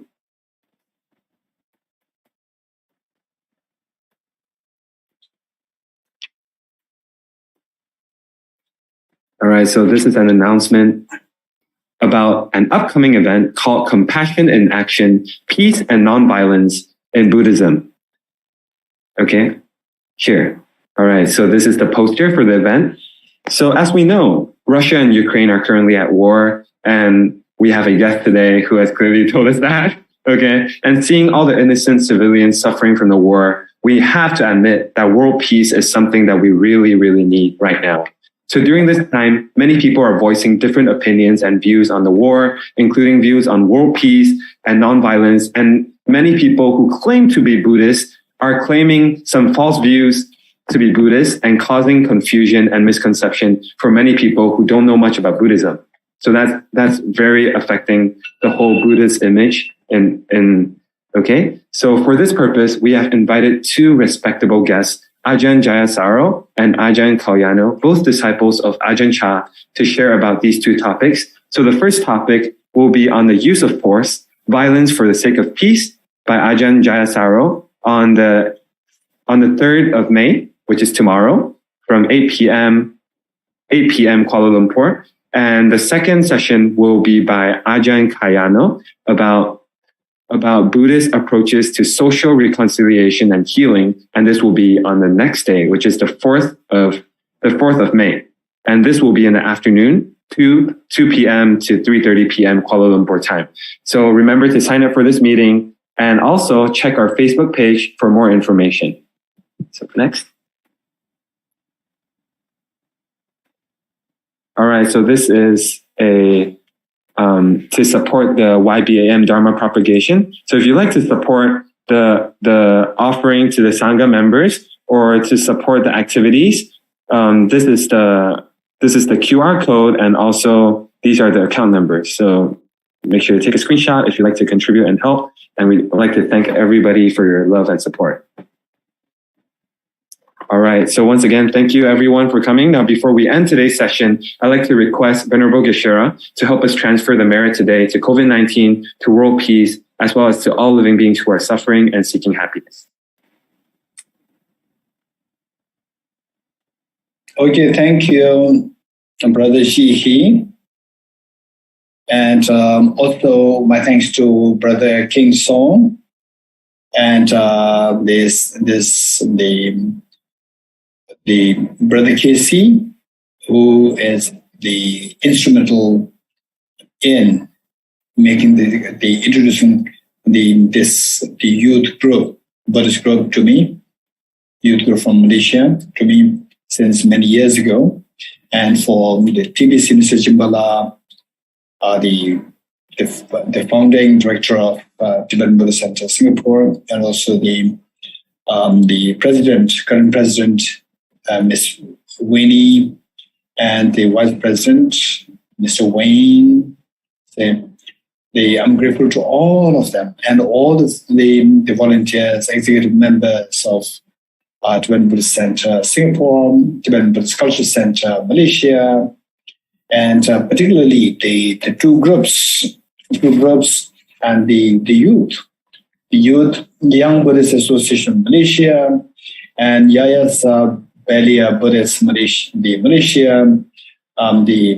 I really congratulate all of you for your the desire to learn the teachings of the Buddha and to be of some service to the humanity, to all the beings. So all the virtues, as the brother Shihi requested, let us dedicate all the virtues towards for the benefit of all the people who died to this war. To this war, the Ukraine war, Ukraine-Russian war, and from both sides. And also let us pray that the virtues that we have gathered be powerful enough to directly or indirectly influence the mind of those people, those leaders whose insanity brought to all these pains in the world, where the families suffered so much, where their children could not go to school, they died. Let us pray that these leaders, they change their mind, eventually to discover their mistake, and that the future leaders don't repeat this mistake. And let us pray that the teachings of Buddha, the teaching of compassion, and the teachings of wisdom spread in the minds of all demon sentient beings, so that all these problems, such as the COVID-19, the Ukraine war, the domestic violence, and the corruptions, and all forms of the violence, abuse, they all stop. Let us pray that everybody get the sanity of the wisdom, through the wisdom and compassion. And let us pray that the teachings of Buddha, they thrive everywhere in the world, and that these wonderful centers, such as the Young Buddhist Association in Malaysia and the Yayasan Balai Buddhist Malaysia, and these centers proliferate in the activities to draw the attention of as many youngsters towards the teaching of wisdom and truthfulness and the wisdom, the compassion, universal compassion, and that the future leaders, the youngsters, they get this wisdom, which is His Holiness the Dalai Lama calls as the universal ethics. Today, His Holiness's vision, or the vision implemented by Emory University, USA, in the form of C-learning, social, emotional, ethical learning. May this teaching be imbibed by as many youngsters in the world, in the education institutions in the world, and that the leaders, the future leaders come from these young boys and girls. They become very different leaders from the leaders of today, who are responsible for all these irresponsible works like wars and so forth. That the future becomes so bright, future where every country, every nation in the world, they embrace each other rather than fight and divide. So with this mind, I will recite some of the verses here, and I'll recite these verses slowly, and you can follow these. Just mentally try to flow with me and dedicate the merits as we indicated earlier. I dedicate all these roots of virtue with a dedication praised as the best by all the Buddhas who appeared in the 3 times, so that I might perform the noble Bodhisattva's deeds. May the Supreme Bodhicitta that is not arisen and rise and grow, and may that which is arisen not diminish but increase forevermore. As long as space remains, as long as sentient beings remain, until then may I too remain produced by the miseries of the world. Due to the merits of these virtuous actions, may I quickly attain the state of a Guru Buddha and lead all beings without exception into that enlightened state. I dedicate the merits thus gathered towards the realization, the deeds, and the prayers of all the Buddhas and Bodhisattvas of 3 times, and to the upholding the Dharma of teaching realization. May I in all life, through the force of this merit, never separate from the 4 wheels of the mind and vehicle, and accomplish all the stages of the path, renunciation, bodhicitta, perfectly in the 2 stages. With the wish to free all beings, I shall always go for refuge to the Buddha, Dharma, and Sangha until I reach full enlightenment. May the poor find wealth, those weak in sorrow find joy. May the forlorn find new hope, constant happiness and prosperity. May all who are sick and ill quickly be freed from the illness. May every disease in the world never occur again. May the frightened cease to be afraid, and those bound be freed. May the powerless find power. May people think of benefiting one another. By the merits I've accumulated, may every single being abandon all forms of wrongdoing and perpetually engage in virtue. May they never be parted from the mind of Bodhicitta. May they always engage in the Bodhisattva's conduct. And may they be cared for by the Buddhas and relinquish the actions of devils. May no living creature ever suffer, commit wrong, or ever fall ill. May no one be afraid or belittled, or their minds ever be depressed. May all the pains of the living creatures rub solely upon myself, and through the might of the Bodhisattva Sangha, may all beings experience happiness. Having dispelled all inner and outer obstacles and downfalls, such as poverty, despair, oppression, cruelty, epidemics, and natural disasters due to environmental degradation, may all beings forever enjoy the glory of peace and happiness. Inspired by wisdom and compassion, today in the Buddha's presence, I join my full awakening for the benefit of sentient beings. May I spend day and night carefully reflecting by what means can I enhance the teaching achieved by the Supreme Buddha through various efforts over countless eons. In all my life is never separate from perfect gurus, enjoy the manifesting Dharma by completing the qualitative stationary paths when could attain the state of Vajradhara. Throughout my future lifetimes, may I always be guided by Arya Manjushri and be able to uphold the Dharma in general and the teachings of independent origination in particular, even in the course of my life.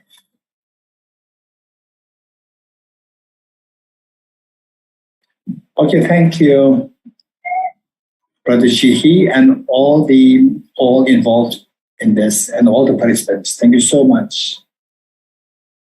All right, thank you so much, Venerable Geshe. So thank you everybody for coming to today's session, and thank you so much, Venerable Geshe, for sharing today. And that is all for tonight's session, and good night, everybody. Bye-bye.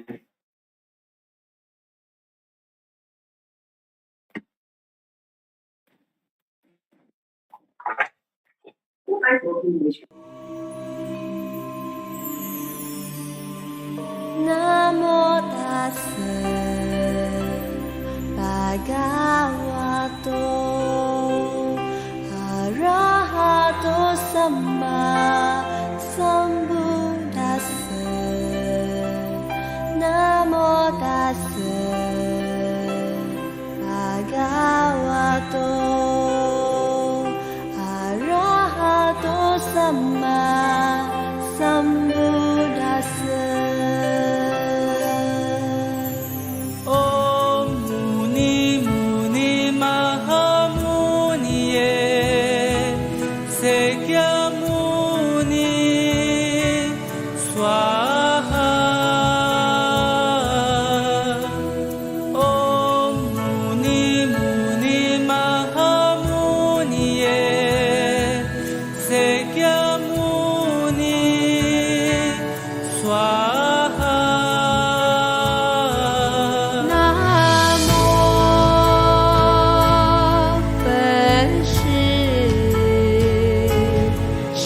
Namo